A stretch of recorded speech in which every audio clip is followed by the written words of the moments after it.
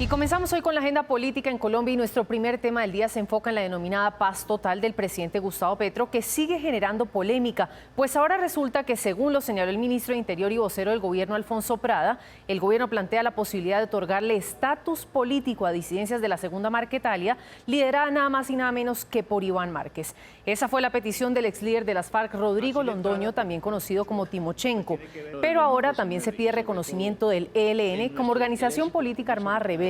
para que avancen esas negociaciones en la mesa ya instalada en México. La pregunta que nos hacemos es si efectivamente el gobierno Petro negociará con criminales al punto de terminar otorgándoles beneficios a este grupo desertor del acuerdo firmado con el gobierno de Juan Manuel Santos en 2016 para que se acojan a esta nueva paz total. Hoy abordamos el tema con Juan Falcornet, quien nos acompaña desde Colombia. Él es analista internacional, abogado, especialista en Derecho Administrativo, magíster en Derecho Público y cuenta además con más de 15 años de experiencia en el sector público como asesor político y jurídico. Señor Falcornet, gracias por acompañarnos esta mañana. Pues la pregunta que genera tanta incertidumbre, ¿cómo los grupos armados estarían llegando a la paz total? ¿Qué piensa usted sobre eso de otorgarle estatus político a disidentes de las FARC, a esos mismos que incumplieron y abandonaron el acuerdo de paz con el entonces presidente Juan Manuel Santos? ¿Qué cambia ahora y por qué resulta una alternativa para el gobierno estudiar esta posibilidad? Natalia, lo primero que hay que decir es que la paz total es la estructura general del gobierno nacional y sin duda alguna una de las políticas más importantes del presidente Gustavo Petro. Sin embargo, uno nota que no hay rigurosidad, que hay falta de planeación y podemos decir también que incoherencias políticas y jurídicas que podrían llegar a ser muy graves. Y cuando uno ve cómo empiezan a aterrizar los grupos armados en esta política, pues vemos por todo lado impunidad y un afán del gobierno nacional por otorgar beneficios a los cuales ellos no se han hecho acreedores porque continúan con su actuar delictivo y adicional, no se ve una voluntad de paz y de querer resocializar, lo cual resulta muy preocupante. Pero bien, si nosotros también miramos lo último que se ha dicho que tiene que ver con el estatus político que se le quiere dar a las disidencias de las FARC, piénsese en las disidencias de las FARC, dos grandes estructuras, las del Estado Mayor que no quisieron negociar o acogerse al proceso de paz, y la Segunda Marquetalia que pese a haber aceptado el acuerdo decide abandonarlo, pues ninguno de los dos podría tener derecho a gozar de beneficios o inclusive recibir el estatus político porque son desertores y traicionaron en su momento la voluntad de paz del Estado colombiano por mantenerse en las actividades delictivas. Por eso resulta inconveniente que el gobierno incluso considere otorgar este estatus político y mandaría un mensaje muy negativo a la sociedad colombiana y a los demás grupos que en estos momentos se encuentran en la ilegalidad, porque estarían pensando que hasta que no haya un acuerdo de paz sastre que se acomode a sus necesidades e intereses, entonces podrán seguir manipulando el sistema. Y eso pues resulta primero doloroso, peligroso y creería yo que invita a la reflexión, porque es que el gobierno nacional no puede ceder de esta manera ante unos grupos que han decidido actuar al margen de la legalidad y poner en riesgo la institucionalidad, la soberanía y las buenas costumbres en Colombia. Entonces, en mi opinión, el presidente Petro y el gobierno nacional se equivoca considerando esta opción. Bueno, se habla de trabas legales que tendría materializar esta propuesta del gobierno Petro. ¿Conocemos a grandes rasgos cuáles son? Porque lo decía el excomisionado de paz Camilo Gómez Alzate, que desde el punto de vista político y jurídico, darles ese estatus es inaceptable porque grupos como la Segunda Marquetalia precisamente están dedicados al narcotráfico y no tienen ninguna justificación política y no deben tener un tratamiento distinto al del sometimiento a la justicia. ¿Cuál es su opinión, Juan? Bueno, en ese punto vale la pena también resaltar lo siguiente, y es que yo sí coincido con lo que dice el excomisionado de paz Camilo Gómez, y es que no se puede considerar darles el estatus político y ningún tipo de beneficio a las disidencias de las FARC por varios factores. El primero, como lo dije anteriormente, porque son desertores. Lo segundo, porque uno de los grandes compromisos que se adquieren, digamos, en el marco del acuerdo de paz celebrado con esta guerrilla, pues se hablan de varios elementos, ¿no? El primero, el cumplimiento a cabalidad de todos los compromisos adquiridos. Segundo, que no se puede reincidir o volver a cometer de una u otra manera los delitos y se tiene que renunciar a la lucha armada haciendo parte nuevamente de la sociedad. Pues bien, en este punto ninguna de estas se cumple y nosotros vemos claramente que esta no es una lucha política, una lucha de ideales, sino por el contrario hay unos intereses delictivos muy notorios que guardan relación con delitos que no se pueden de ninguna manera incluir en los procesos de paz, como lo es el narcotráfico. Entonces, como esto está permeado y como aquí hay reincidencia, falta de voluntad, traición y se desertó del acuerdo, pues lo único que aplica aquí es el sometimiento a la justicia y que las autoridades persigan con todo el rigor de la ley a estas estructuras criminales y deben pagar de manera ejemplar, porque esto manda un mensaje importante para los otros grupos armados ilegales que se den cuenta que si no se somete, entonces pues tendrán todo el rigor de la ley. Pero si los premiamos, entonces aquí vamos a crear un incentivo perverso que al final del ejercicio le hará más daño a la institucionalidad. Entonces acá no hay posibilidad de darles beneficio y existen riesgos jurídicos y políticos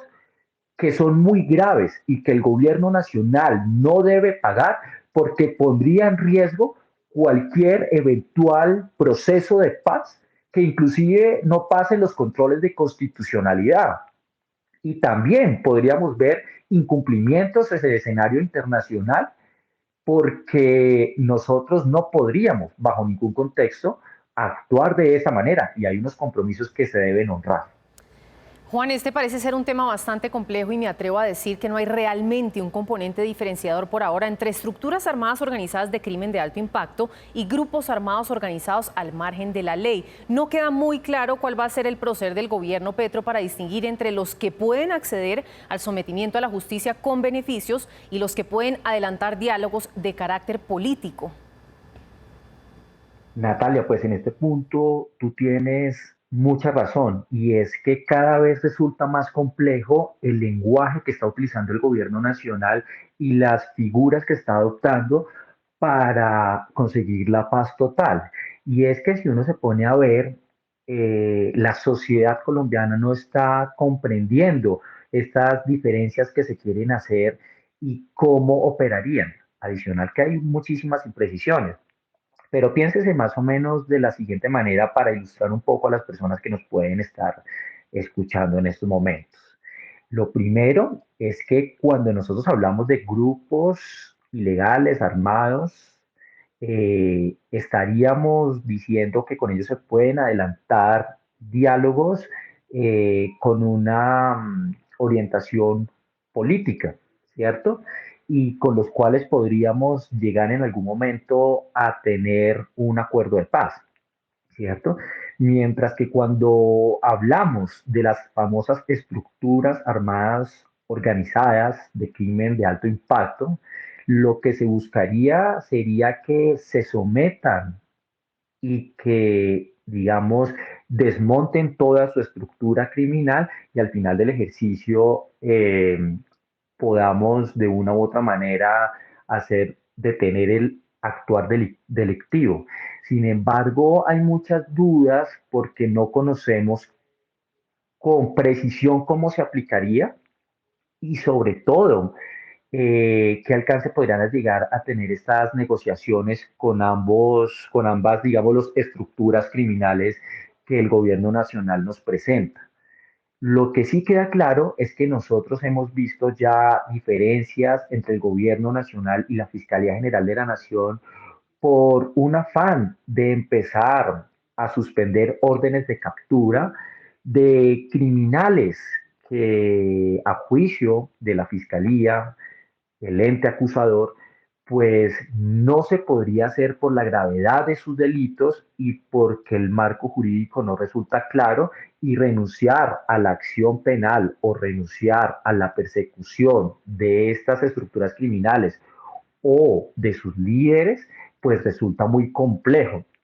Entonces, acá vemos cómo el Estado no estaría actuando de manera armónica, donde se advierten una serie de irregularidades, de cuestionamientos, y donde al gobierno nacional le ha faltado muchísima claridad. Y como te lo he dicho, Natalia, a lo largo de esta conversación, un afán que no entendemos del gobierno de Gustavo Petro